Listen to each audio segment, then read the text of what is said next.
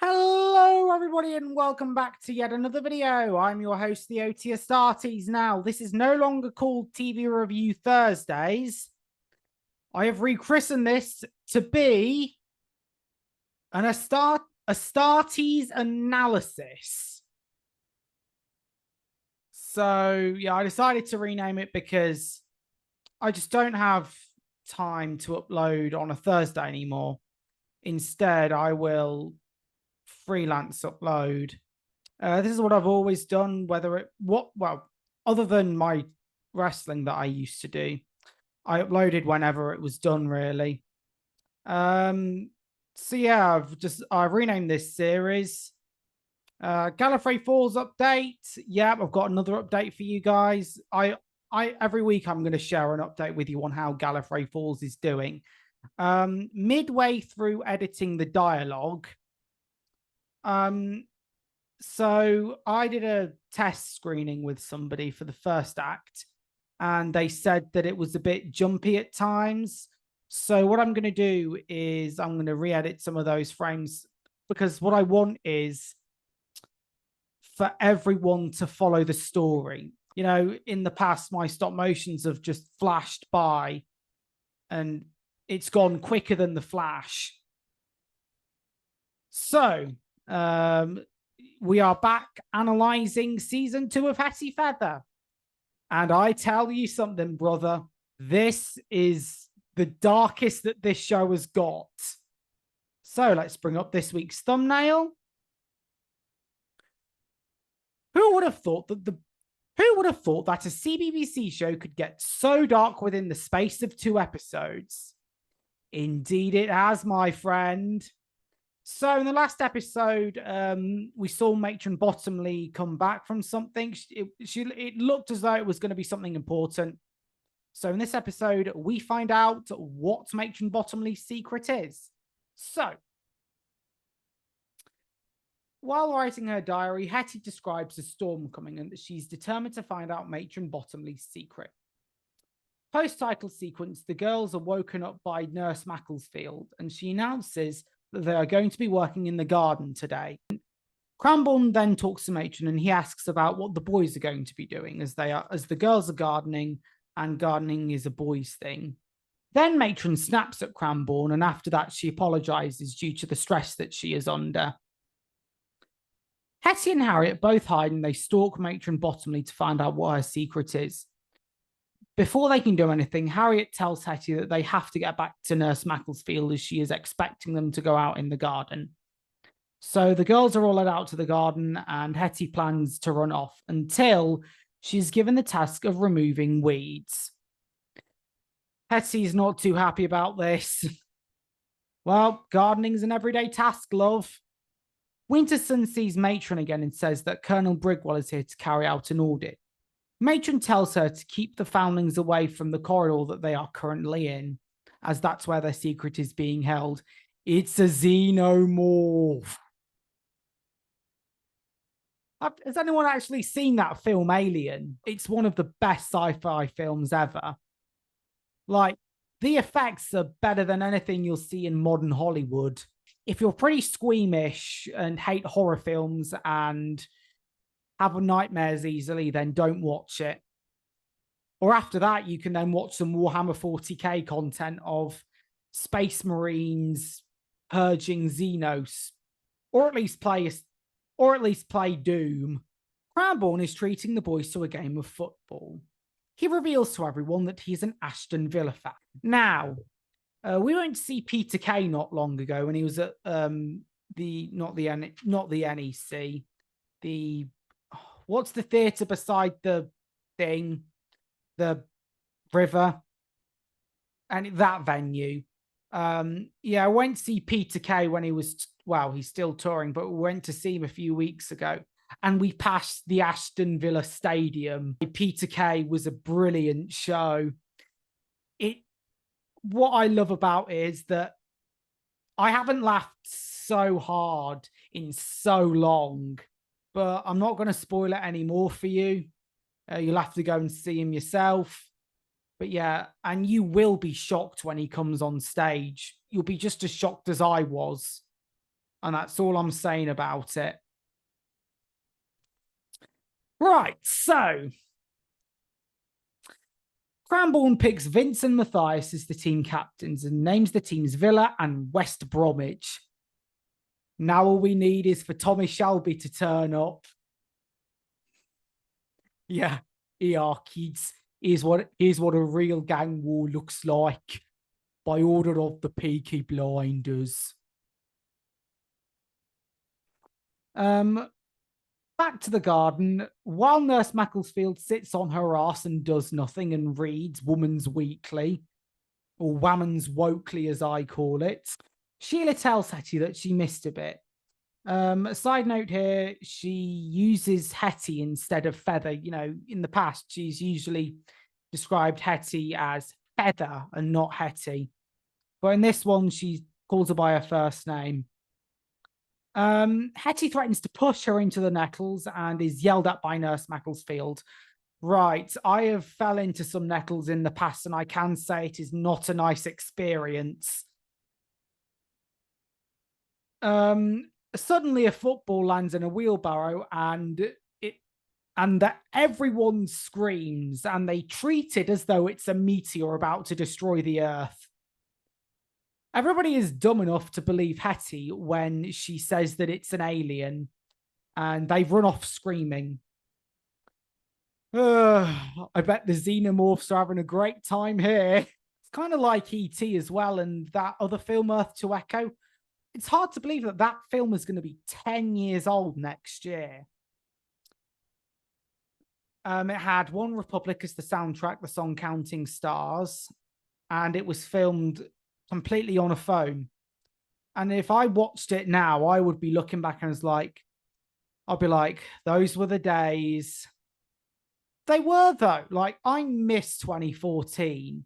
I just want to go back and trap myself in a time loop of 2012 or no, 2010 till 2017, because that is when life was good. Like, I know life was good in the 70s back, but for me, that is when my life was at its finest. Anywho, Harriet is told to take the football back to Cranbourne, which really delights her because you get to see Matthias again. Judd is blamed for kicking the ball over the fence, and Cranbourne orders Gideon and another side character called Arthur to go and pick it up. However, Harriet comes in bearing the football.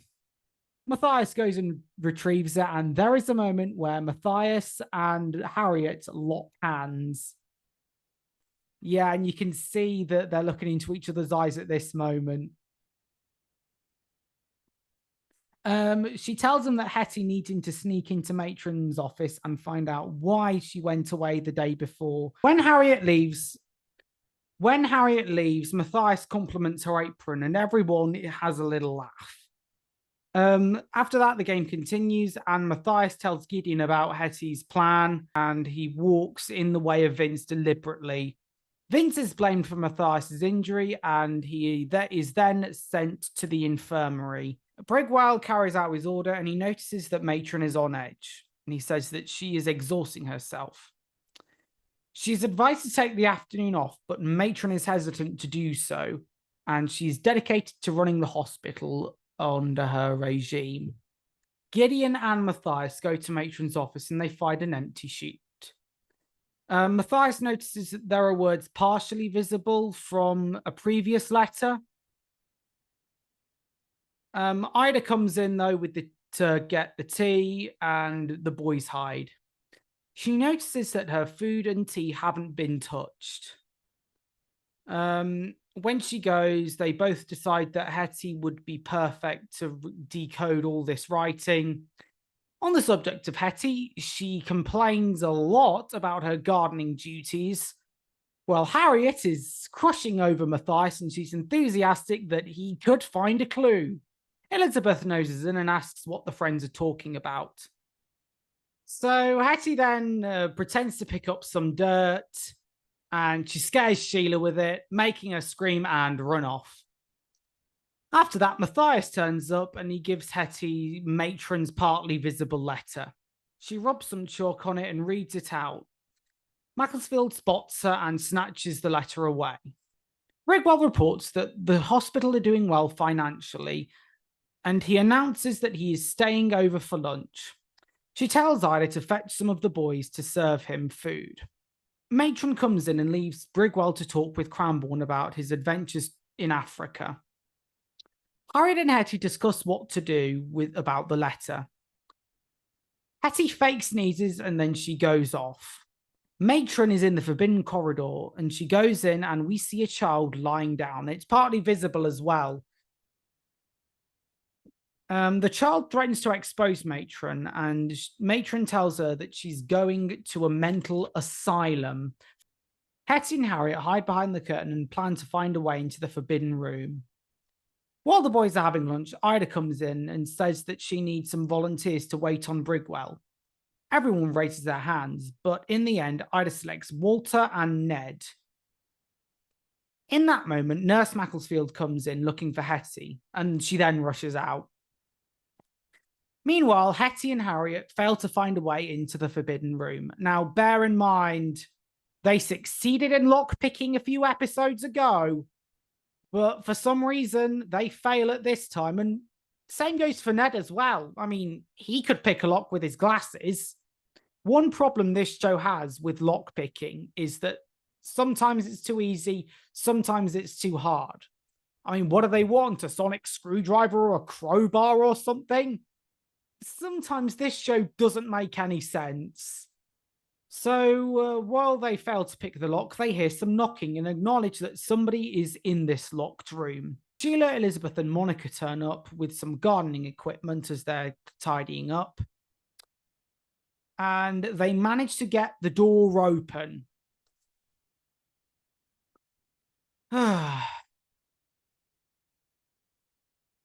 Like I say, just get something to ram the door open with. Everybody goes in and they find a child. Monica recognizes her instantly as Blanche. Monica says that she used to be a best friend when she was little, but Blanche says that she can't remember. She also says that Matron had sold her off. But before she can say anything, the group hears Matron Bottomley coming, and this prompts them to leave. Hetty offers to help Blanche get out of the room, and Harriet goes off to tell Colonel Brigwell. Harriet goes to find Brigwell and tells the boys to keep him there for as long as possible. Brigwell talks to Cranbourne about his adventures in Egypt and Africa. Matthias and Ned tell Cranbourne that this is just the first course of food. Blanche is taken to the girls' dormitory and she tells everybody about what happened. Monica is empathetic towards her, and Blanche says that she was in a cloth factory in East London. Now, it was illegal to send foundlings to places like that in those days, but she says that they paid Matron enough money. She recalls the dangers and accidents, and she says that Matron's going to send her off to an asylum. Nurse Macclesfield comes in and finds Hetty laying on the bed. While Macclesfield is talking to her, Harriet sneaks out, and Hetty is ordered to go back to the garden to clear up her equipment. Harriet tells Blanche, who was also hiding at that time, that they need to go and find Colonel Brigwell and tell him about this. Cranbourne is still talking to Brigwell, but he says that he's full and he takes his leave when he's offered more food. Matron Bottomley goes off to fetch Blanche and notices that she has gone missing. She goes to find Hetty and interrogates her. Winterson comes in and says that Brigwell needs to see her for something. Matron Bottomley storms in to find Blanche talking to Colonel Brigwell about the accident. Blanche says with mouthed encouragement from Hetty that her parents reclaimed her, but they sold her off to the factory. However, she praises Matron Bottomley, much to the surprise of Hetty, and she's now going to be a foundling again. She lied because she said that the hospital is all that she's got. Later that day, when Brigwell is gone, she goes in to see Matron during lunch and threatens to tell Brigwell about what really happened. We end with the boys and the girls' football match, and Blanche watches from a window, and it seems that she is going to be an equal to Matron Bottomley. And it seems that she's going to manipulate Matron Bottomley a bit, and even Matron is scared of her. Episode 6. Blanche comes in to the girls' dormitory with a sweet. Sheila asks her where she got it, and she replies by saying that Matron Bottomley gave it to her.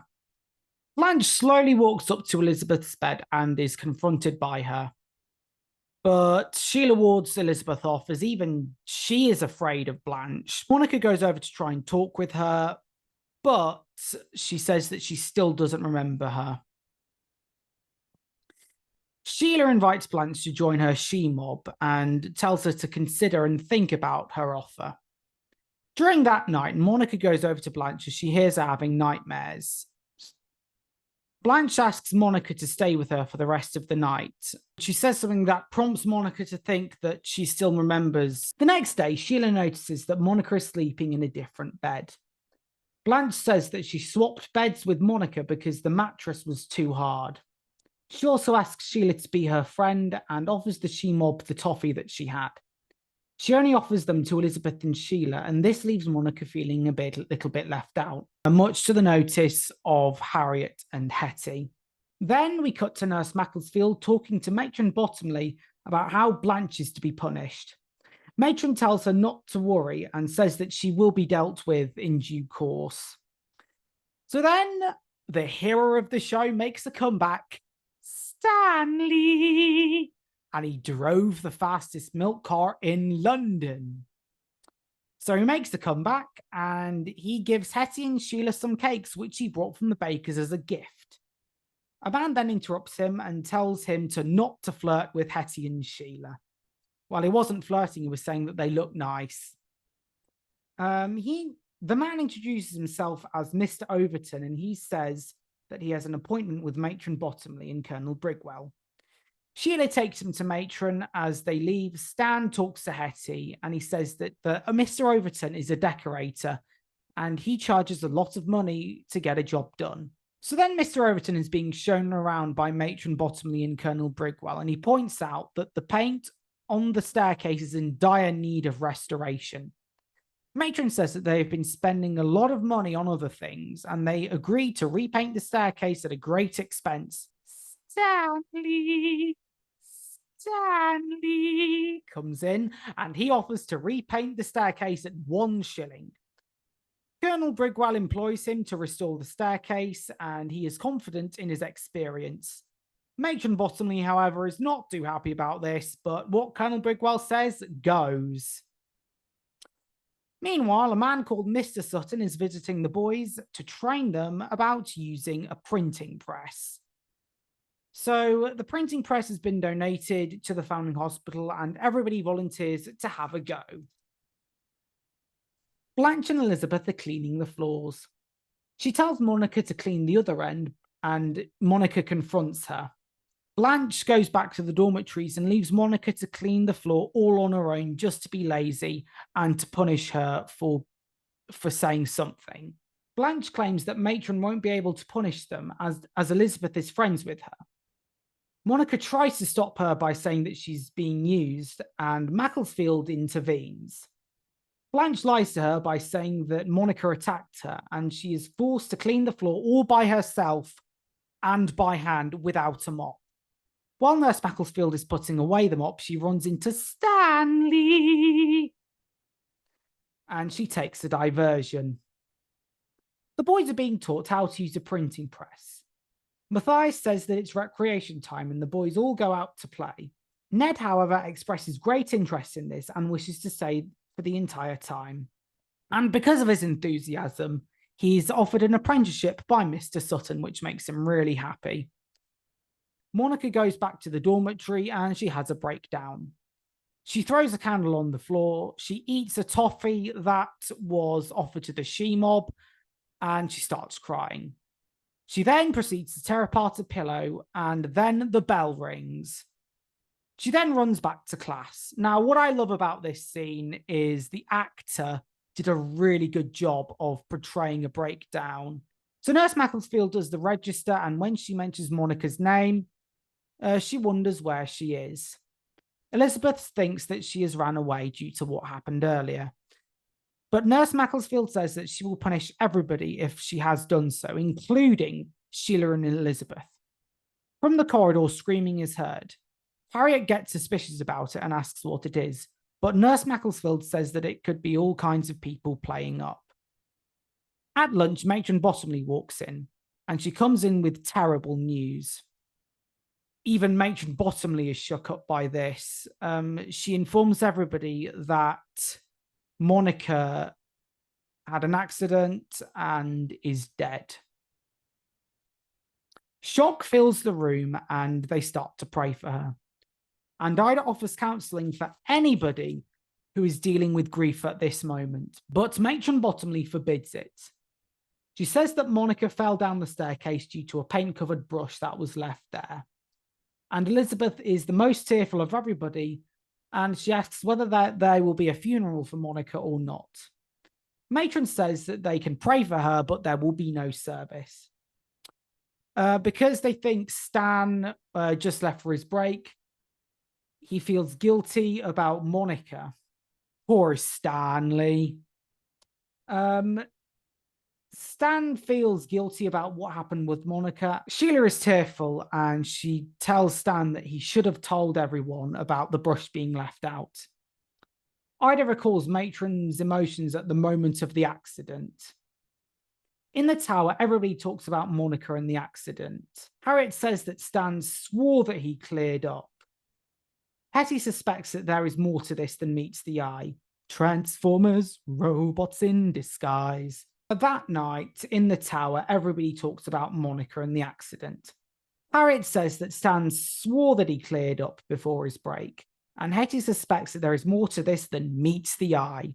Transformers, robots in disguise. Ida, while wandering the corridors, sees Hetty and Harriet. Hetty lies by saying that there's an intruder, and Ida says that she'll fetch Matron and Cranbourne. You don't need to do that, Yura. All you need to do is get your swords out and do something that a Greyjoy would do. Harriet tells her the truth, and Hetty says that she only wants to see her brother Gideon. Ida lets them off, and she says that she'll pretend that nothing happened and that they didn't see her. The next day, Ned is using the printing press.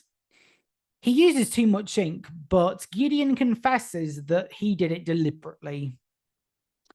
Matthias says that they require Ned's skills to decipher what happened at the scene of the accident. At the crime scene, Ned notices that the white paint is more recent than the blue. Gideon points out that Stan was doing the arches. Ned suspects that somebody was trying to make Stan look like he was the perpetrator by leaving out the paintbrush. Winterson, Matron, and Cranbourne all have a meeting. Cranbourne suggests that the dairy fires Stan after what happened, but Winterson says that anyone can make a mistake. Cranbourne praises Matron's conduct of the situation and says that she is an inspiration to them all. While washing dishes, Sheila finds a letter addressed to Hetty. She finds out that the boys said that Matron was lying about them. She decides to join Hetty's investigation because she says that Monica was her friend. At the crime scene, Hetty looks in the cupboard and finds that the mop was put away, broken in half, and is still damp. Nurse Macclesfield spots them and she takes them over to Matron. Hetty says that they're investigating what had happened. Matron confesses that when she found Monica and the damp mop, that it was broken. Nurse Macclesfield says that she left them up on the stairs and starts to cry. Matron confesses that she threw the wet paintbrush in a fit of rage. They decide to tell Stan that he's still got his job and they decide to keep this a secret. Hetty recommends that they sack Macclesfield after what he did, but Cranbourne says that it wouldn't make a difference nor bring Monica back. He also says that everybody needs to look to each other for love and forgiveness at this time. Sheila and Hetty are both dismissed. Elizabeth, Sheila, Hetty, and Harriet talk about Monica and reflect on her life. Blanche interrupts and talks about the qualities that she had and their friendship. We end with a eulogy about Monica posted outside the gates of the Foundling Hospital that were printed by Ned and the boys. And on the note, it said, Monica Clackett, Foundling and friend. This has to be my favorite arc in the entire show. So we start off with Matron withholding a mystery, as was as was touched briefly upon last episode. You know, she went out for a reason. We now know that she went out because she's housing a foundling to put in an asylum. Also, I like the football side arc where Crownborn is just going full on match of the day, and he just plays coach. And I love how he just deliberately puts Vince and Matthias as team captains. Also, I love how the football is mistaken for a meteorite, and everybody is dumb enough to believe what Hetty says. Also, as Harriet gives the ball back to the boys, there are more signs of Matthias and Harriet's affection for one another. And we have the introduction of Blanche. Now, this show has the problem of lock picking. So in some episodes, they do pick the lock successfully. So like Ned successfully gets his glasses and manages to pick the lock. Another example was where Harriet and Polly tried to get into Matron's office. Harriet succeeded, whereas Polly didn't. And then there was the episode where Hetty was locked in a room. I think that's the same room as Blanche was in. She managed to find a spring and she managed to pick the lock with that. Whereas in this episode, they're having trouble. Couldn't the spring from a few episodes, from last season, still be there?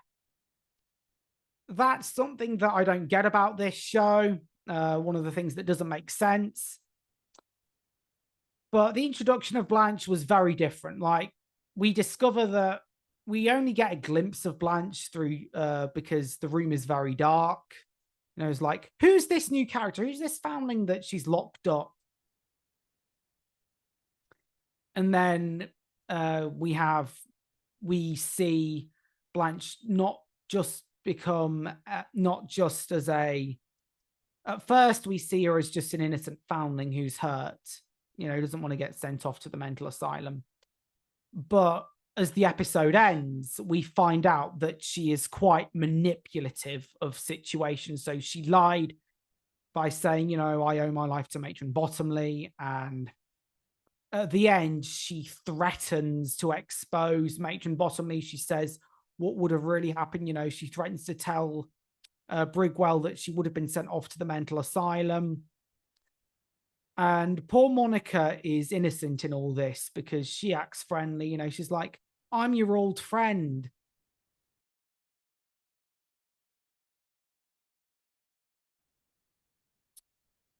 She also, at the end of the episode, is given a toffee that later appears in the next episode.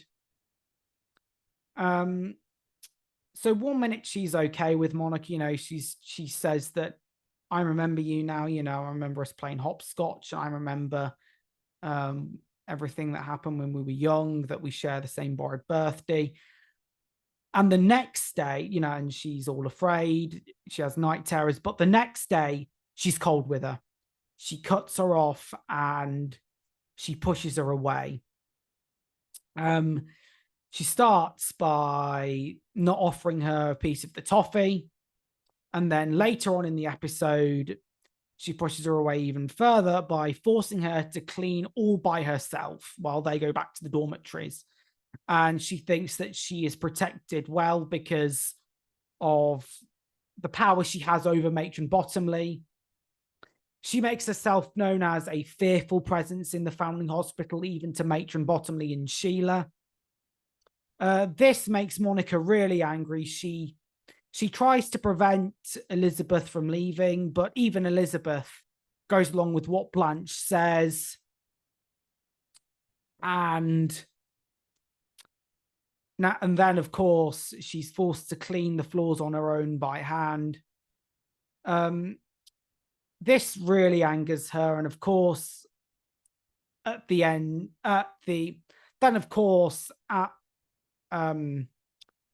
at recreation time. She goes back to the dormitory. She has that massive meltdown, that massive rage. And can I just say as well that the actor in this episode was brilliant at this scene. You could clearly see that the emotions that she was displaying. You could really see those tears. Like she used real tears as well. And she felt so betrayed, and she was really portraying that scene really well of betrayal. And of course, we have a sad death as she runs to class as she is late.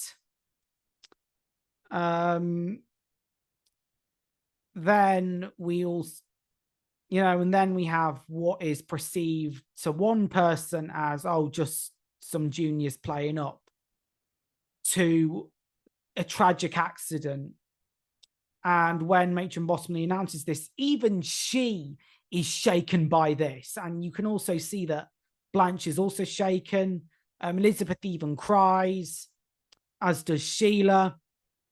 And they portray grief really well because everyone is affected by it, even Matron Bottomley. I think we see a bit of humanity in her at this episode. Same with Sheila. I think we see a new side to Sheila as well as Elizabeth. And the side plot of what happened after, Matron throwing the paintbrush down and the mop getting snapped in half.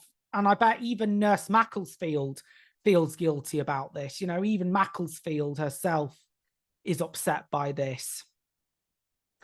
Cranbourne was good to stick up for her at the end as well, because it wouldn't change. It wouldn't bring Monica back if Macclesfield got the sack. And I think there's a nice little touch as well at the end where they pay tribute to her by giving her her own thing that says Monica Clackett, foundling and friend. I think the sheer writing of this episode made it look like...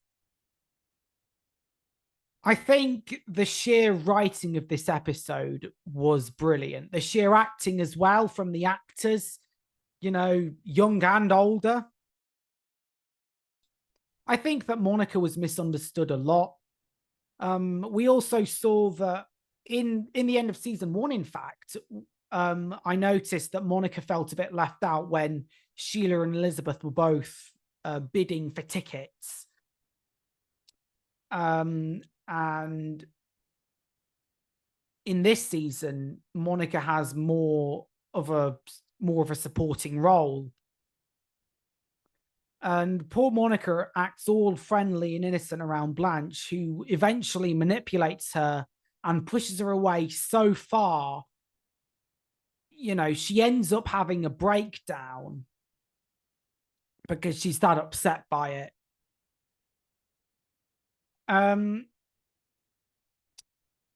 This has happened in other media as well. So I'm going to use a Warhammer 40k example. So there's this song called Rylanor's Last Stand. So Rylanor was a dreadnought. So a dreadnought is a veteran. It's a space marine that's hooked up to a really injured space marine who's hooked up to a life support system like Darth Vader.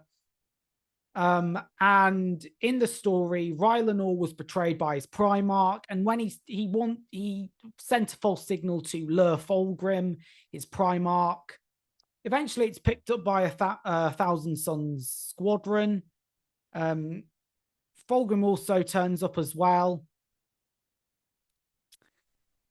And Rylanor confronts Fulgrim. And he is ashamed of what the Emperor's children have become. He realizes what they are. And there's an entire song about it called Rylanor's Last Stand. It's on YouTube, and it's a brilliant song. I'll probably link it in the description. Also, there's another example from Transformers where we have Starscream in Transformers Armada. Now, Armada made Starscream special because towards the end of the show, Starscream joined the Autobots briefly, and his death scene is tragic. As you know, his death scene is really tragic, and it also has an effect on not just Megatron but Alexis as well. You know, Prime, Megatron, Alexis, and everyone, they're all affected by this. Starscream has a monologue about how he saw how Optimus treated his men, and he compared that to that of how Megatron bullies his men and how dysfunctional the Decepticons were. And I believe he said that all he wanted was respect, and he sacrifices himself to try and destroy Unicron, but he can't. And I think in the end, she had an effect on everyone, even after this episode. You know, as we'll see later, we will see that she is mentioned frequently. A death has that effect on someone that changes them, that can make them think about themselves a little bit. And this has also happened in Mass Effect as well. During the suicide mission, if anyone dies in Mass Effect 3, the romance is later brought up. So if you romance Tali, if you romanced someone like Jack or Garrus or Thane,